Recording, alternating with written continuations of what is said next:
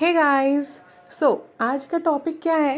Qualitative characteristics of accounting information. Means जो accounting information कोई accountant derive करता था अकाउंटिंग प्रोसेस को परफॉर्म करके, राइट, उस इन्फॉर्मेशन के क्या कैरेक्टरिस्टिक्स होने चाहिए, क्या नेचर होना चाहिए। मीन्स अगर हिंदी में कहें तो क्या गुण मौजूद होना चाहिए उस अकाउंटिंग इन्फॉर्मेशन में, उस डेटा में क्या गुड होने चाहिए, क्या उसकी क्वालिटी होनी चाहिए, right. So this is our today's topic. आज का टॉपिक हमारा यही है जिस पे हम डिस्कशन करेंगे। Okay, so before that guys, hello, नमस्ते, myself Pragya Shrivastava. I want to welcome you all to my channel commerce Adda. And yeah guys, अगर समझ में आए तो do like, comment, share and subscribe. So let's get started without wasting time.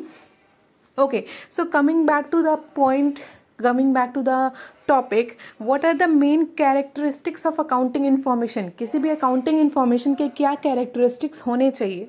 So there are 4 characteristics, 4 quality हैं जो किसी भी accounting information के अंदर होने ही चाहिए। सबसे पहला है reliability, second is relevance, third is comparability and fourth is understandability. All right, so हम इन चारों क्वालिटीज़ को एक एक करके डिस्कस करेंगे one by one. So let's come to the first one, reliability. Reliability means rely करना। इंग्लिश का वर्ड है रिलाई करना, मीन्स भरोसा करना, आप किसी पे बिलीव कर सको, आपका किसी के ऊपर फेथ हो, राइट। तो हम बात किसकी कर रहे हैं, किसकी क्वालिटी की बात कर रहे हैं? अकाउंटिंग इन्फॉर्मेशन की बात कर रहे हैं, राइट। जो अकाउंटेंट डेटा डिराइव कर रहा है, हम उस डेटा की बात कर रहे हैं। तो उस डेटा को रिलाई होने से क्या मतलब है? पॉइंट, तो डेटा का रिलायबल होने से मतलब ये है कि जो क्वालिटी एक डाटा जो है, जो कोई अकाउंटेंट अपने यूज़र्स को प्रोवाइड कर रहा है, ठीक है, अपने ओनर्स को, कोई अकाउंटेंट है अपने ओनर्स को, अपने एमडी को, अपने शेयर होल्डर्स को, अपने इन्वेस्टर्स को, किसी को भी जो वो डेटा प्रोवाइड कर रहा है, वो सामने वाला बंदा जो है, ओनर है, शेयर होल्डर है या कोई भी है, वो बंदा उस अकाउंटेंट के इंफॉर्मेशन पर रिलाई कर सके, बिलीव कर सके। मीन्स अगर सपोज मैं अकाउंटेंट हूँ, आप कंपनी हो, आप कंपनी के ओनर हो फॉर एग्जांपल।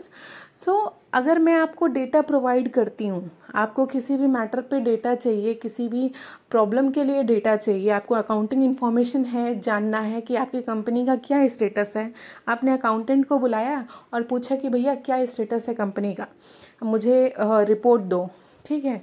सो मैंने आपको रिपोर्ट दिया, तो अब आपका बिलीव कितना है उस रिपोर्ट पे, अकाउंटेंट के रिपोर्ट पे जो अकाउंटेंट ने आपको बना के दिया, उस रिपोर्ट पे कितना बिलीव है, आप कितना रिलाई कर सकते हो, ये चीज़ होना चाहिए। कि मीन्स जो ओनर है, जो शेयर होल्डर है, जो इन्वेस्टर है, वो आपके डेटा पे बिलीव कर सके, आपके डेटा के बेसिस पे वो अपना डिसीज़न ले सके, आपके डेटा पे वो डिपेंड हो सके। और ये होता कैसे है, कैसे डिपेंड कर सकता है कोई? जब आपका डेटा जो है वो एकदम सही है, उसमें कोई गलती नहीं है, उसमें ये नहीं है कि हाँ आपने कुछ पार्शल होके वो डेटा बनाया है या अपना फ़ायदा देखते हुए वो डेटा बनाया है। उस डेटा में होना क्या चाहिए? सिर्फ वो फैक्ट, वो न्यूमेरिकल वैल्यूज़ होने चाहिए जो एक्चुअल में है, नो मैटर कि आपको उससे फ़ायदा हो रहा है या नुकसान हो रहा है, राइट।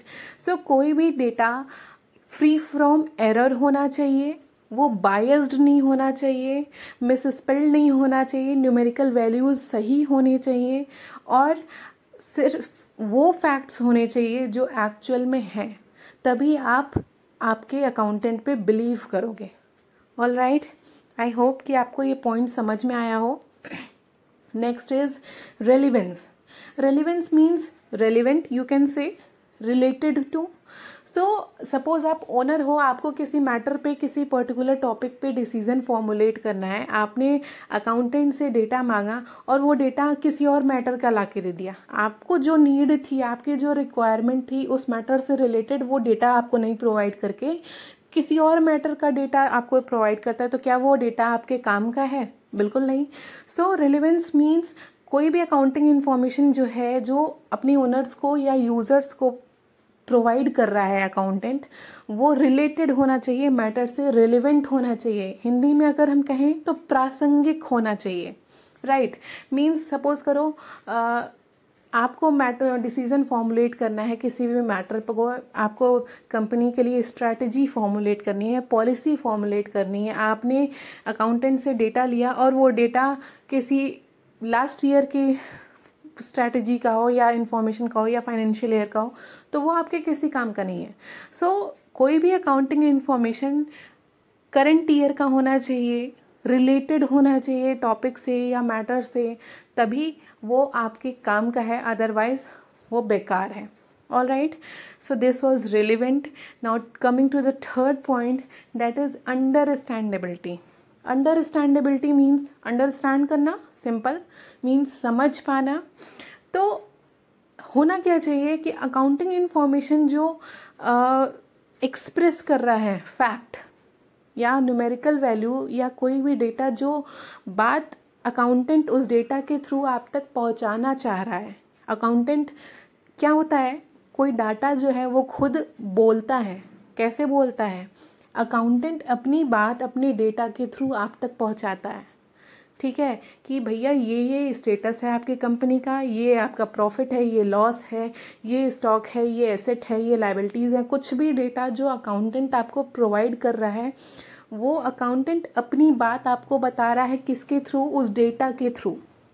ऑल राइट, तो जो बात अकाउंटेंट आपको अपने डेटा के थ्रू बताना चाह रहा है, आपको वो बात उसी सेंस में समझ आनी चाहिए। ऐसा ना हो कि डेटा कुछ और कह रहा है और आप कुछ और समझ रहे हो। जैसे हमारे नॉर्मल लाइफ में होता क्या है, कई बार होता है कि हम कुछ और कहते हैं, लोग कुछ और समझ लेते हैं हमारी बात को, राइट। तो इससे क्या होता है, बात बिगड़ जाती है, आप गलत डिसीजन कई बार ले लेते हो, राइट। सो ऐसा नहीं होना चाहिए। कोई भी अकाउंटिंग इन्फॉर्मेशन जो है यूज़र को उसी सेंस में समझ आना चाहिए जिस सेंस में अकाउंटेंट उसे प्रोवाइड कर रहा है। आपकी बात लोगों को उसी सेंस में समझ आनी चाहिए जिस सेंस में आप उनसे कह रहे हो, तब तो वो फ़ायदा है उस अकाउंटिंग इन्फॉर्मेशन का। Otherwise it is complete waste, right. Now coming to the last point, that is comparability.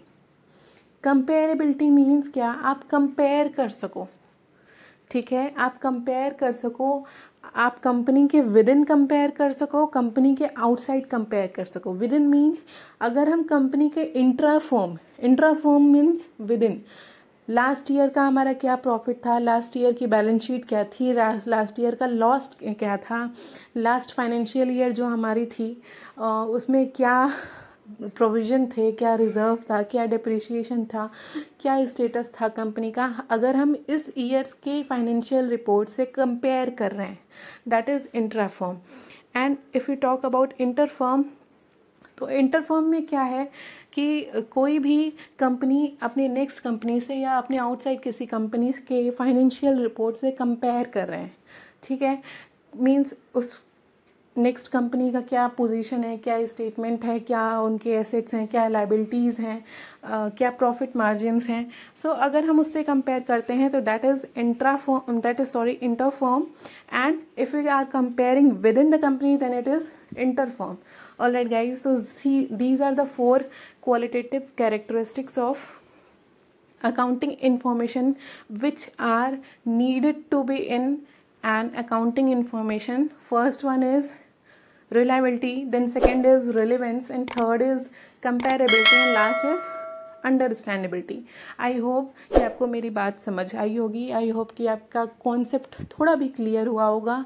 And या thank you for watching me guys, and या if you liked it then please like, comment, share and subscribe.